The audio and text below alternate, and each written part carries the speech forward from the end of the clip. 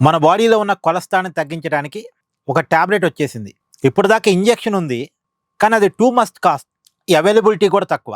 ఇప్పుడు టాబ్లెట్ వచ్చేసింది. ఈ టాబ్లెట్ కూడా ఇంజెక్షన్‌తో పోల్చినప్పుడు చౌక అంటున్నారు. ఇప్పటికైతే అమెరికా ప్రభుత్వం దీన్ని ధృవీకరించింది. పర్మిషన్స్ ఇచ్చింది. ఈ టాబ్లెట్ ఇక రాబోయే కాలంలో భారత్ మార్కెట్‌లో కూడా వచ్చేటువంటి అవకాశం క్లియర్‌గా ఉంది. అమెరికా ఆహార ఔషధ నియంత్రణ సంస్థ దీన్ని తయారు చేసింది.